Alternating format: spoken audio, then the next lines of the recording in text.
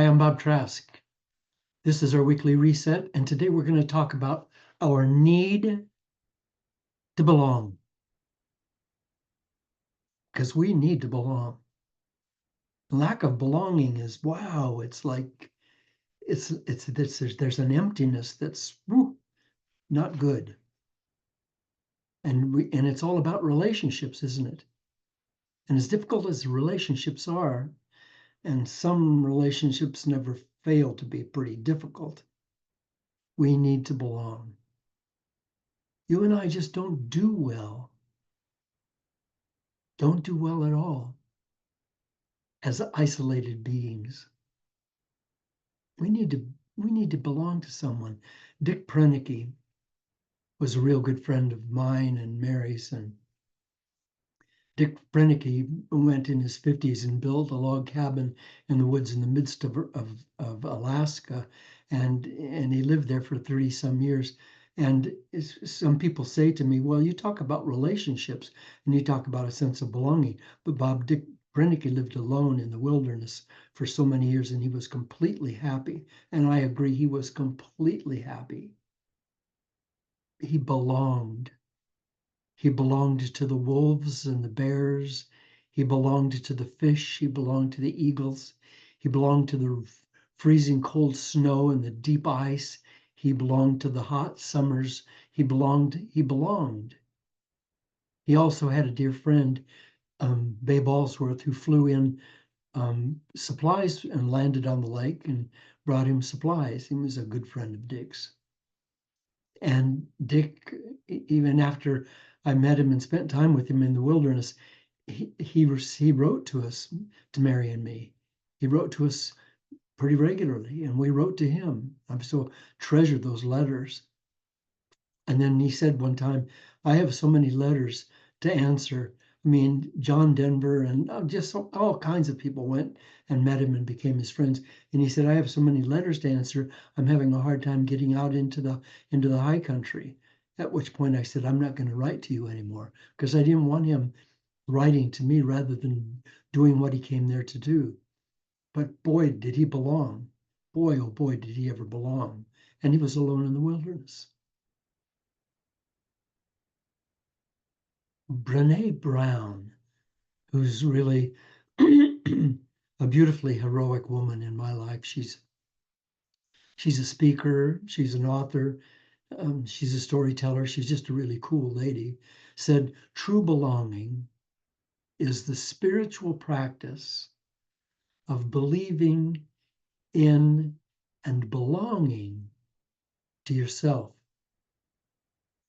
so deeply that you can share your most authentic self with the world and find sacredness in both being a part of something and standing alone in the wilderness.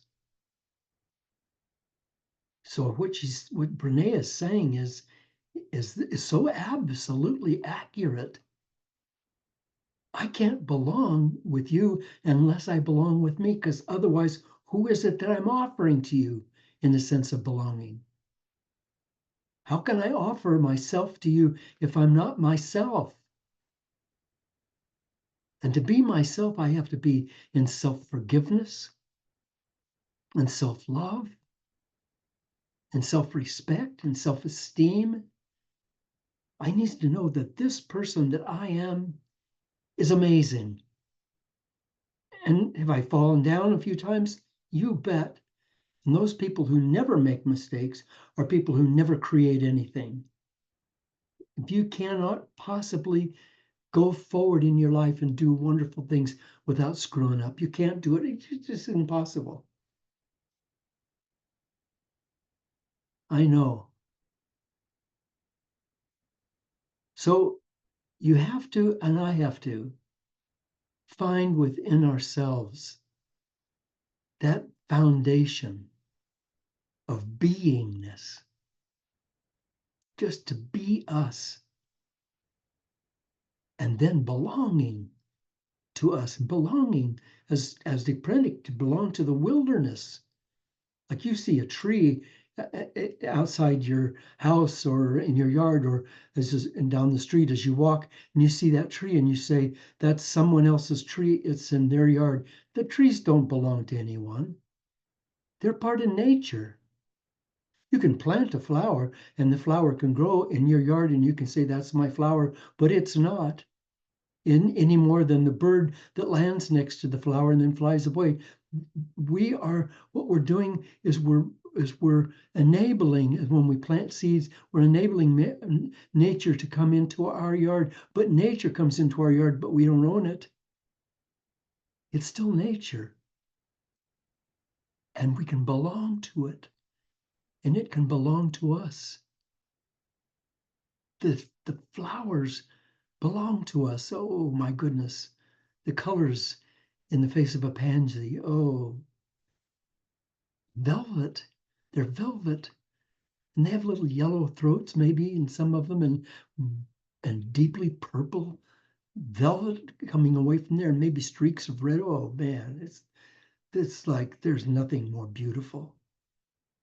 And that's nature. And if we allow ourselves, we belong to it, and it belongs to us. Abraham Maslow cited relationships as essential for happy, healthy, and well-lived lives. Belonging in his mind was absolutely essential. Is it in yours? Is belonging essential in your life? This is how social clubs and religions are kept in business. It's how bars are kept in business and nightclubs give people a place to feel like they belong. That's all really they have to offer them members, belonging. I was minister at a church not too long ago, and we, when the service was over, we went downstairs to a fellowship room, and there were all these people gathered in the fellowship room, and they were chattering and drinking coffee and eating cookies, and now it was just a beautiful time together. They all belonged. I don't think they came to church to hear me speak. Maybe some do. But most of them, I think, came because it was community. I think most people go to churches because it's community. If they went to a church, I don't care what kind of church it is. If they went to a church and sat in somewhere in the church way back, and the piano player or the singer or whatever came out, and then somebody got up and gave a talk, and then the person left and did that every week, I don't think it'd be very many weeks and that person wouldn't come back. Even though this talk is good, even though the music is good, we want to belong. That's what we're doing here. I can only do so much by myself. I have dreams, I have aspirations, I have desires. I have a fire burning inside of me that says, let's do something, let's make something happen, let's make the world a better place. But inside of me, just with me, it goes nowhere. I need a team. I need other people that have a fire similarly burning inside of them, and they want to do something. And then together we can make miracles. Yes, we can. Because together we are the Great Spirit, the Holy Spirit. Together we are nature. Together we are the great, profound, and energetic intelligence that's creating this planet and creating this galaxy, and creating this universe, and creating you and creating me, and plugging inside of you every day millions and millions and millions and millions of new cells, rejuvenating your body and making it new every day. That's all part of nature, and we can belong to nature physically, mentally, and emotionally. And we need to belong.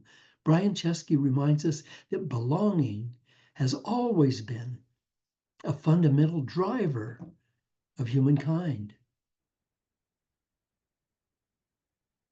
And yet, how well do we fit with our society?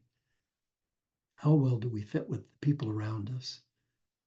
How well do we fit with the people in the grocery store? How well do we fit with the people that are on the street well as we're driving down the street? How well do we fit? How well do we fit together? And are we fitting based on our own terms? And if so, what are those terms? Are the terms just some fool-headed stubbornness to be left to their self-fantasy of this is the way it is? The terms of others may be based on their individual divinity. The first, that ego, that stubbornness, that I got to be me and you got to accept me like I am because this is who I am. That's nonsense. We are belonging, we are becoming, we are changing, we are flowing, we are a river. We're not something you can get. You and I are encapsulated in inside of that encapsulation. There's all these memories, millions, trillions of memories. Just oh man, they're just all those memories are there, and they all come in. They become my and your belief systems. Those memories, they become our belief systems. They're not accurate. Those memories are not accurate. I know we think they're accurate, but they're not. I remember exactly what happened. You remember exactly how you saw what happened. You remember exactly how you experienced what happened. But exactly what happened was not that. And that memory's changed over the years. And yet we allow those memories to become our belief systems. We allow them to become our self-identities inside of that encapsulation. When I was a boy, there was a time when we lived in the country and you could look out and you could see a car coming from a mile away because you could see the plume of dust behind the car because it was a dirt road. And you could follow that car coming towards you by looking at the dust. But the dust settled back down to the road after the car went by.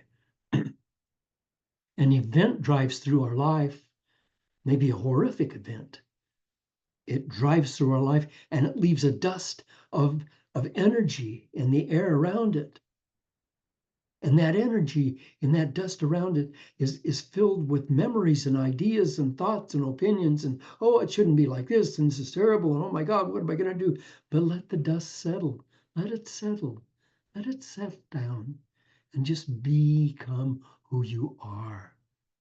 You're not your memories. You're not your thoughts. You're not. But when we're anchored inside of that encapsulation of thoughts and memories and opinions, what we are doing is isolating ourselves from the other people that we want to belong with.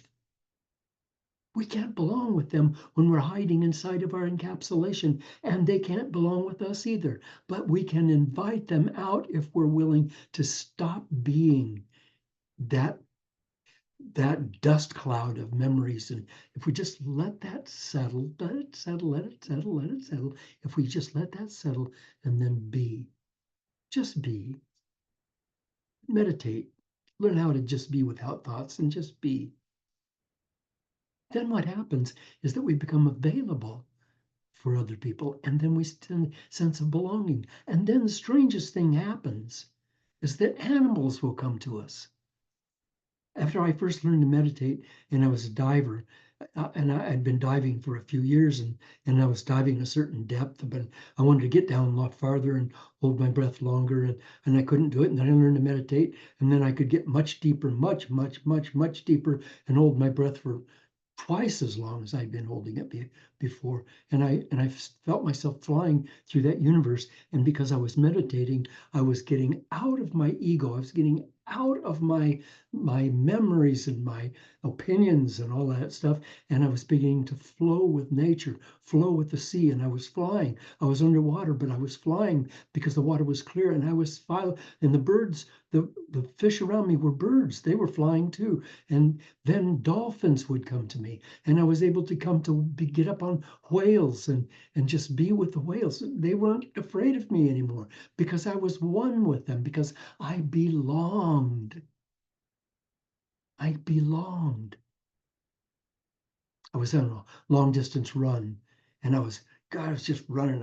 Those days I was trying to run faster, run farther, and I was going through the hills, and I was running along through these hills, and I went back by a big rhododendron bush, and it had roses stuck all over it. And as I ran by it, I thought, roses in a rhododendron bush? Wait a minute, that can't be. And I kept running, and then I thought, wait a minute, stop, Bob, what are you doing? Whoa, wait a minute. Roses in a rhododendron bush.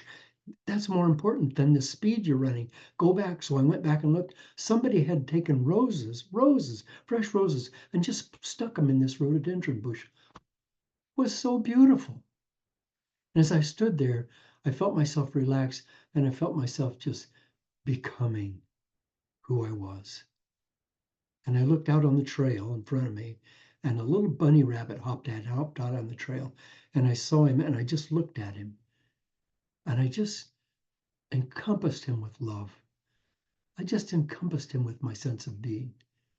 No thoughts, no memories, no opinions, no, that's a rabbit, I'm a guy. None, just being. And he hopped up to me. He came up to about 3 feet in front of me, and he just looked looked up at me and looked up at me. And after a while, he just hopped off into the brush. And then I went on with my run, but I never ran the same after that. I was where I was in my run. I wasn't trying to get there. I was here.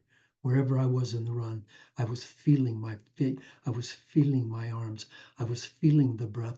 I was feeling my heartbeat. I was feeling the trees around me and the clouds in the sky. I was one with the world. Changed my life entirely. Roses in a rhododendron bush and a rabbit. And kids come to this place where they're facing adolescence. And adolescence is one of the most frightening, lost feelings that you can go through. And we adults don't accept kids that are going through adolescence. Don't talk to me like that. Straighten yourself out. Go in and clean your room. And these kids are like, they've come to the end of childhood. They haven't yet reached adulthood. And between childhood and adulthood, there's a chasm. Oh boy. And then as you get across that chasm, there's no bridge. No one can help them, doesn't seem like. But if we accept them exactly the way they are and respect them for exactly the way they are and give them our affection and support them by listening, by hearing them, by being with them, by letting them feel like they belong, then they can have the courage to get across that chasm in one place and one piece. But if we don't do that, that's when kids join gangs, because gangs make them feel accepted. That's when kids start doing sexual stuff that leaves them pregnant, or a young father at a teenage year. Those things happen because they don't belong. They don't have any. They don't have any sense of self. They don't have any real power within them. We can embrace them with our hearts. We can let them know we care. We can let them know they belong. I get on a bus and sit down, and there's a kid sitting across from me, and he's got a nose ring and 3 earrings and an eyebrow ring, and his hair's shaved off, and his skull's painted a certain color, and he's wearing all these goofy clothes, and he's sitting across from me. What do? I don't want to look at that guy. That's rejection of our fellow human being. I look at him, smile, and say, "How you doing today?" "Oh, I'm sorry, I didn't hear that. I'm all right." "Oh, good. I am too. I am too. I was just out today doing this and that, and but yeah, get on the bus and see you sitting there, and you're interesting. I mean, I love your rings, and so are you in college or in school?" "No, I mean, I don't care what he says. Well, I care what I say. I want him to know he belongs in this universe and that I accept him. And if he accepts me, then he also began to belong."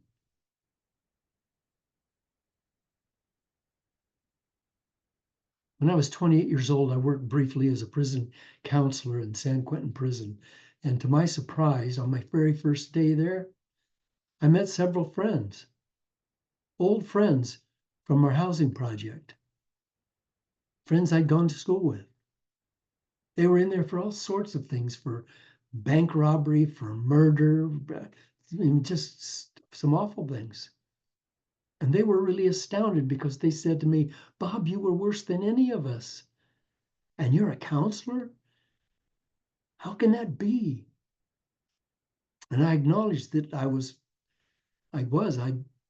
filled with a fury, and that pushed me toward violence. And I was a violent kid. I was fighting all the time. Was God, I had the police after me all the time. I was hiding out all the time. And it was all from fighting. I didn't steal anything. I didn't rob anything. I didn't sexually mess anybody, but but there was gang fights, and there were gangs that came after me or came after my brother, and I put some of them in the hospital. And then I had to go to South America when I was 14 years old and work on a tuna clipper just to keep from going to prison. That was my life. And then when I was 18 years old, I was working at an auto parts store in La Jolla, Andy's Auto Parts, and a guy that was a partner there named Bill Martin said, because I had a fight with my stepfather and I could no longer live at home, and he said, I'll put a cot down in my garage and you can sleep on that cot. And so I lived for 7 or 8 months on a cot in his garage. And during that time, he came and told me who I was. Constantly, he told me, he talked to me, he made me belong. He was a great man. He said, he talked to me about my belonging. And he gave me a record by Dr. Ben Sweetland called Building Mind Power. And it all changed my life. It all started teaching me who I was and that I belong. But we need to belong. All of us need to belong. And if belonging wasn't important in our human family, then what we would do is come together just to procreate, and then one of us would have kids, and as soon as those kids were old enough to walk, we'd kick them out and go our own way again. But we don't. We have families, we have communities, we have organized government. And our belonging is crucial to our physical health and our mental health and our emotional health. Belonging gives meaning to an otherwise meaningless life. Belonging gives meaning to a life that's otherwise meaningless. Susan Lieberman said, by building relationships, we create a source of love. By building relationships, we create a source of love and personal pride and belonging that makes living in a chaotic world much easier. Is this a chaotic world, I ask you? And wouldn't it be easier if we would just stop isolating ourselves in our little encapsulation and belong and let other people belong to us and belong to them? Lack of belonging is a serious condition. It is. Causes depression, causes anxiety, and sometimes, many times, it even causes suicide. Shouldn't we ask ourselves this question? Whether those people who go into schools with a AK 57 or 15 or whatever those are and mow down a bunch of students and kill a bunch of people, wouldn't those students think that they were thrown out, like they were garbage, like they didn't belong? And isn't that why they go crazy? Did they ever really belong? I think if they had a community that accepted them and respected them and gave them affection and support, I think they may not have fallen into such anger and despair. When you come to that area of your life, I'm an older guy now. I'm 86 years old, and people say, "Oh well, when you get to be our age, life is really tough, and you have to be heroic to be baloney." Baloney. Yeah, this is tough. Yeah, there's some tough parts about it, but boy, I can remember back to my teenage years. This is a piece of cake compared to that. Because one thing, I have a bright mind now. I didn't have a bright mind. I didn't know what the hell was going on. And I didn't understand. I just didn't understand. I didn't understand how important it was to belong, and I didn't know how to belong. Brene Brown again, I just love this lady. Brene Brown again said, when you get to a place where you understand that love and belonging is your worthiness, is your birthright. And it's not something you have to earn. When you get to the place where you understand that love and belonging, your worthiness is a birthright and not something you have to earn. Anything is possible. The important part of that is not something you have to earn. In the Desiderata, it says, I am a child of the universe. No less than the trees and the stars. I have a right to be here. You belong here. You belong to me, and I belong to you. We belong. Stop isolating yourself, and I'll stop isolating myself. I'm encapsulated in this sense of self that's all filled with memories and ideas and opinions and beliefs, and it's all baloney. Inside of that, beneath all of that, I am a child of the universe, and a light is coming out of me. A beautiful, powerful light of love. You could call it love. I don't care what you call it, energy. It's coming out of me and it's reaching out to you and it's touching you. It's touching your life. And yours is reaching out and touching my life. And we're making this planet heal. We're bringing the human family back together again by belonging and by allowing other people to belong. Otherwise, we're all just wandering through this human herd, feeling alone. And yet we do have ways of changing that. Here's a basic truth. When we meet someone's needs, they usually meet ours as well. When we meet someone's needs, they usually meet ours as well. But loneliness knows no bounds. There are broken hearts everywhere, aren't there? Mine included. How, for example, do I stay in contact with my family? How do I share with my friends? Do I feel valuable to others? Are my relationships supportive or are they contentious? Bottom line, I got to amount to something and be more than just a taker, more than just a consumer. I have this lifetime to excel at becoming who I came here to become. Ian Gillian said, I think there's something about having a purpose in life and a sense of belonging that's more important than money for any human being.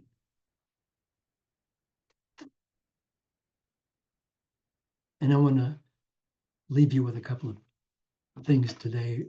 First, I want to talk about Seahawk, an American feminist and writer, who says, we're all longing to go home to some place we've never been. A place half remembered and half envisioned. We can only catch glimpses from time to time. Community. Somewhere there are people with whom we can speak without having our words catch in our throats. Somewhere a circle of hands will open up to receive us. Eyes will light up as we enter. Voices will celebrate us. Wherever we come from, we come into our power. There'll be arms to hold us when we falter. A circle of healing, a circle of friends. Somewhere we can be free. And I want to leave us today with words from Lang Leov. Lang Leov is a wonderful young lady who was born in a refugee camp in Thailand. And there's her family was hiding out from the murderous Khmer Rouge in Cambodia. And that's where she was born. So she didn't have a really great, oh my God, so wonderful childhood. But she became a powerful person. She's still a young person, still a young lady. She said, This is a poem. Shrinking in a corner, pressed into the wall. Do they know I'm present? Am I here at all? Is there a written rule book that tells me how to be? All the right things to talk about that everyone has but me? Slowly I'm withering, a flower deprived of sun, longing to belong to somewhere, to someone. My dear friends, we have an opportunity. We have an opportunity to be ourselves and to feel our lives being fulfilled, fulfilled, fulfilled. We can just stop for a moment being our memories and our opinions and our ideas and be in service to our universe. Every natural thing is in service. The trees, the grass, the flowers, everything's in service. Everything's there for everything else except us. We're there for us. Let's not be consumers anymore. Let's be the givers.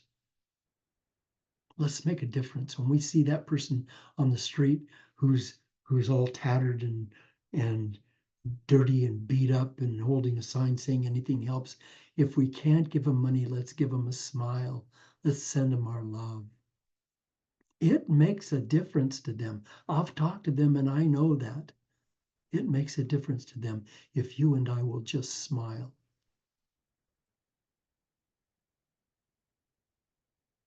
Thank you. Thank you for being with me.